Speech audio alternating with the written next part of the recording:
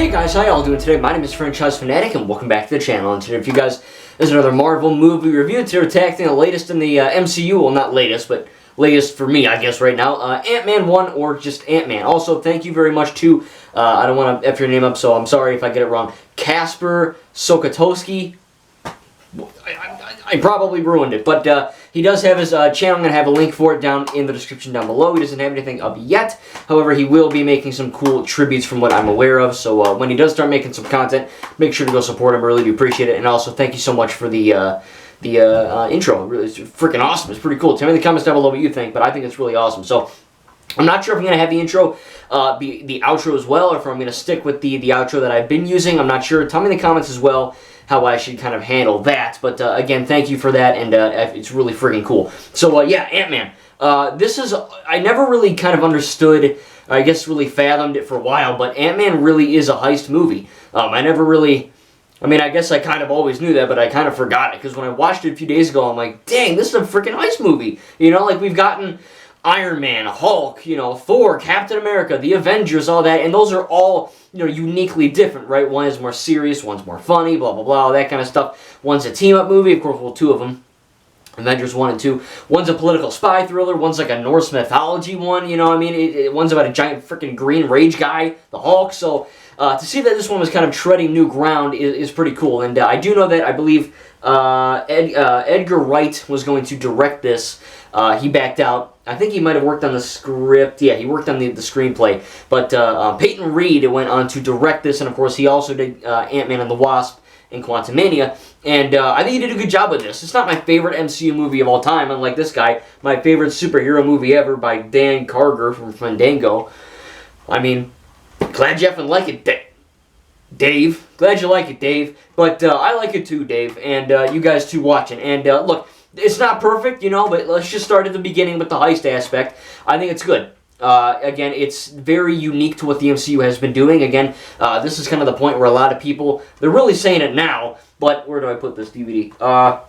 There we go. A lot of people were like, hey, the MCU's kind of getting fatigued, right? It's all kind of the same. You got your jokey jokes, you got your action, it's kind of getting boring. And now maybe, but back in the day, I don't know how many people were saying it, probably not a whole lot, but Ant-Man was like, all right, we're going to have more jokey jokes, but they're going to work. You know, you can kind of, I guess, blame the MCU nowadays of going too jokey at the wrong time. This, I think, much like, what was the other one, Guardians of the Galaxy 1, at least so far in my rewatch here, it does feel like the humor actually makes sense within the world. It makes sense with the characters and the atmosphere. You know, it's not like they're doing, oh, poop jokes and fart jokes and laugh, laugh, laugh, you know. The jokes actually carry meaning to it, and those jokes lend into the heist aspect where, yeah, it's serious, and you got the more serious aspects with Scott Lang, and he's trying to, you know, see his daughter again, you know, he calls her Peanut and all that, you know, so they have this kind of relationship going, and you have that, and then you also have the stuff where he finds an Ant-Man suit, and he has to train, you know, so you have this semi-serious storyline of him being basically an effing criminal, a thug, who detests violence, I guess. He burglarizes people, and he, you know, gets captured. He wants to see his daughter. You have that aspect. And then you have the superhero part, which the superhero part and the heist part could have easily contradicted each other into a big old bloated piece of nothing, but it turns out it actually isn't a piece of nothing. It's a piece of something, and that's actually a good thing, because I think it's really good with the balance, right? You have the funny moments with, what's-his-face, Luis, of course, doing the recap, man, you know, doing all the Speedy Gonzalez shit, man, you know, stuff like that, dude, and he's funny. You've got, you know, the guy from The Dark Knight and the Suicide Squad, go your voice like this, Baba Yaga, you know, it's not my actual voice, you do what you can, you know, screw it, subscribe. And then you have all this other crazy stuff where, you know, you got Ant-Man in the mix, and you got, you know, what's his face? Not Scott Lang, the other guy, the old dude. What's his face? He's there, and you know, you get the Wasp, of course, Evangeline Lilly, who was you know, also in the Hobbit trilogy. That's cool. And yeah, good characters all around. Again, it's really cool to see as Hank Pym. There we go. It's cool to see Hank Pym and the Pym particles and all that. Of course, Yellow Jacket, not being the best villain in the world. He's kind of whatever. After seeing Quantumania, without ruining it, because it's still fairly new, there is I guess an added aspect to the character of Yellow Jacket. If you don't already know, I'm not going to tell you, but it's up in there in Quantumania, and it's like, oh, there we go, and I think it's a little cool detail. But But, besides Yellow Jacket not being the best villain, what are the actual negatives? Because the positives are really good, right? You've got the good story, you've got good acting, good writing, nothing woke, you've got a good storyline, an alright villain, you have some really cool narrative with Hank Pym kind of telling Scott about why he lost his wife, or why he thinks he lost his wife, right, at this stage at least, and all that kind of cool stuff there, with the quantum realm and all that. And it's just a fun action movie, you've got the crazy cameos like him fighting Falcon in the Avengers campus, which of course, relates back to Age of Ultron. Even Hank says the Avengers are too busy, lifting shit in the sky or whatever he says. That's of course referencing Age of Ultron with Sokovia. So we all know it's connected, but it's kind of cool that we actually get that, I don't want to say, proof, but it's kind of cool. It's a little detail in there. It's kind of cool. Throw a little one-liner in there. Do what you can. But other than that, man, it's funny. It's fun. It's not the best. I don't know how to explain it. It's a fun heist movie, and they actually do, again, upon rewatch, I was like, wow, they're taking a lot of time to do that heist stuff. They're not, from my memory, I thought it was like, oh, they go to a house, and they whatever. But, they see him vaulting over a thing.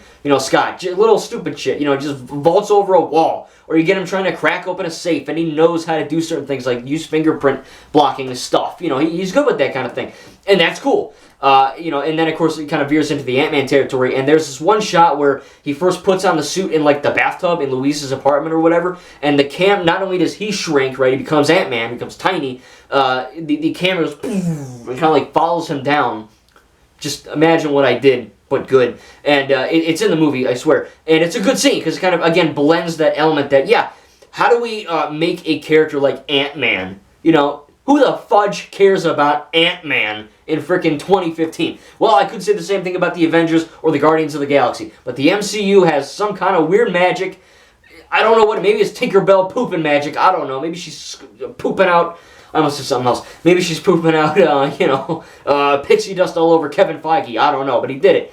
And he was able to make a character like Ant-Man actually effing good and relatable to audiences across the world. It's pretty cool, right? Not only because of the wanting to see my daughter thing, but it's actually good because it's a fun thing. And you could have easily made it silly and stupid and dumb.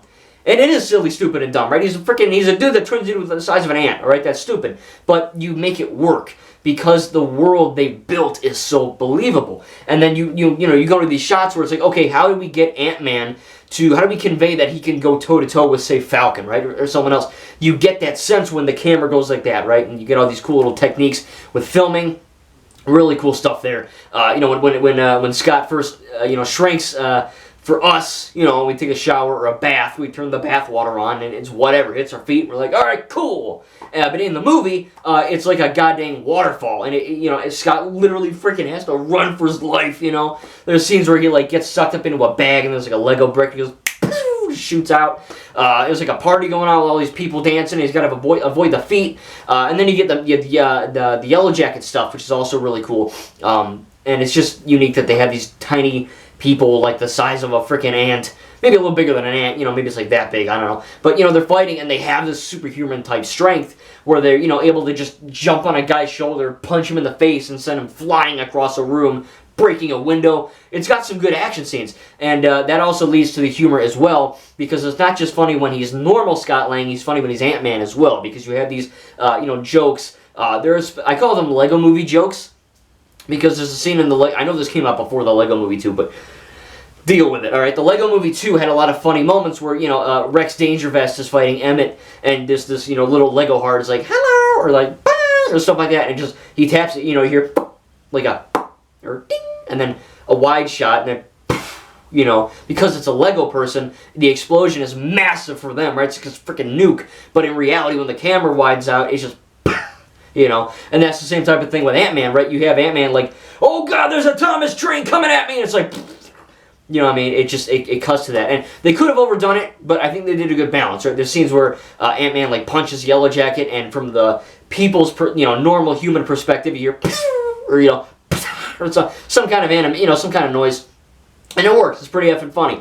Again, they could have very much overdone it, but I think it really works. But yeah, negatives, if I were to hit on that, there's not too many. It isn't the most memorable. I think it might actually be the strongest in terms of how it's made compared to Wasp and Quantumania. But again, once I rewatch those, rewatch and review them, I will have a updated opinion. But as of right now, Ant-Man still is pretty freaking good. It's actually a lot better than what I remembered. Again, I really enjoy the heist aspect. I enjoy the comedy. I enjoy the action. It's a lot more memorable in terms of the stylization and the filmmaking, you know, how to actually portray being small. How do you make that seem powerful and effective and ultimately badass, and they ended up pulling it off, which is pretty cool. But negatives, really, there's not too many. My only ones would have to be the CGI.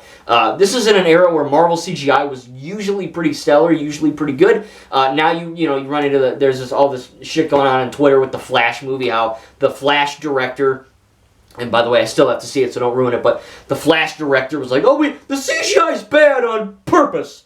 Trust me, bro, it's supposed to be bad. And it's like, all right, I don't know. But this is when an era where, Marvel Phase 4, the CGI guys will overwork to death. And, like Thor Love and Thunder, Ant-Man Quantumania, just garbage level CGI, where it just feels very rushed and half-assed, and they just don't care. This was in an era where they did care. And they weren't overworking at least everyone in the freaking industry from what we were told, at least in that time.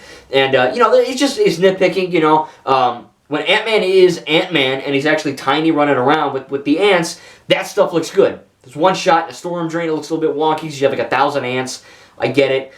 There's a Thomas train scene where there's like before the scene where Thomas like blows up really freaking big and he like crushes through the house. That actually looks really practical, and it actually kind of scares me because it looks so damn realistic to see like this giant Thomas the Tank. When I was a little kid, you guys don't know, I know Thomas is a franchise, but I'm 24. Thomas was my shit, okay? Thomas was everything to me.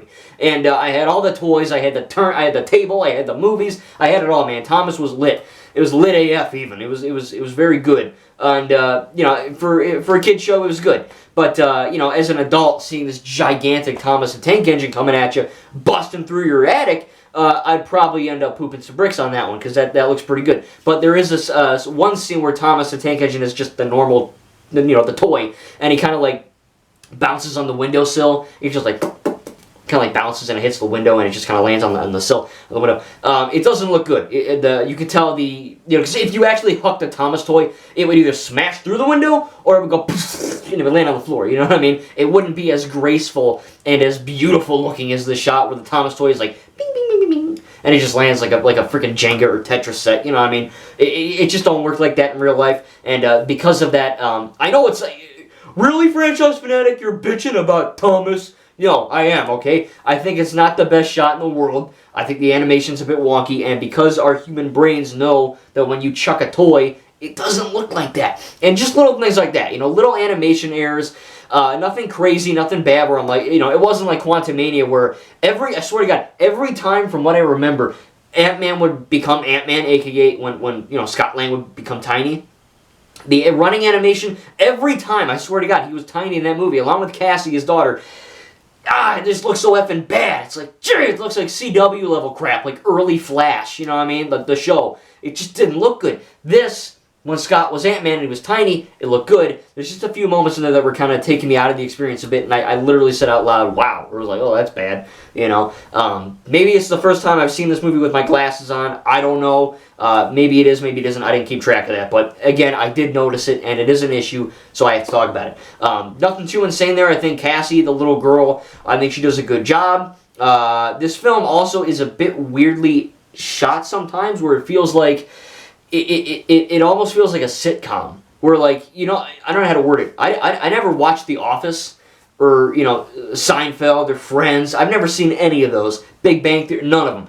But I do know how they're filmed. They're filmed really weird, where they have like these zoom cuts on a character's face to emphasize a joke, like a standard YouTuber who has the attention span of a toddler, or like a disabled turtle. It goes like that, and then the character goes, and then it goes to the next side, kind of like that. This has that in it. I'm not saying it's bad, it's just a little bit wonky. There's one specific shot where Ant-Man is kind of, I think he's returning from the quantum realm. He's whatever he did with his belt, the blue thing that made him big, after basically destroying, quote-unquote, killing Yellow Jacket.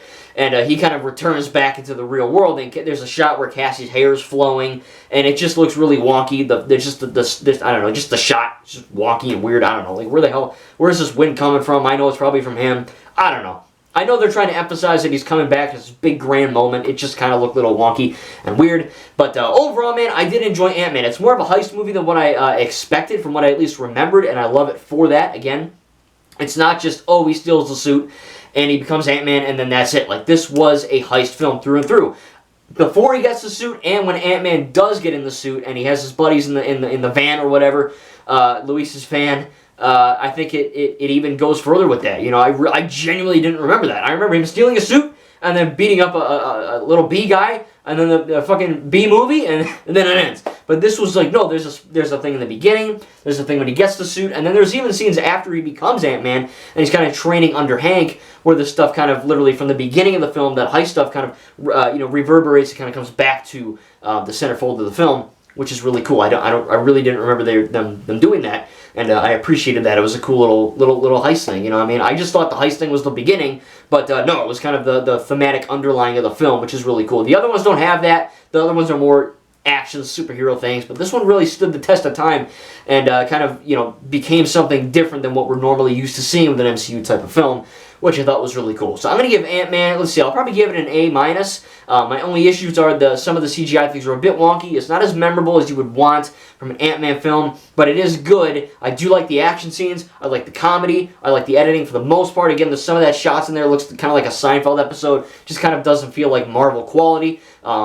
But yeah, man, I did enjoy it. I really did, and I think it's rare that you could take someone like the Guardians of the Galaxy or Ant-Man or hell, even Iron Man, and make something that is so unique and special and exciting. And alright, guys, so sorry about that. In the middle of recording, my camera decided to die, so that's cool. But yeah, basically just kind of I guess recollecting my thoughts. Ant-Man is a fun movie. Is it perfect?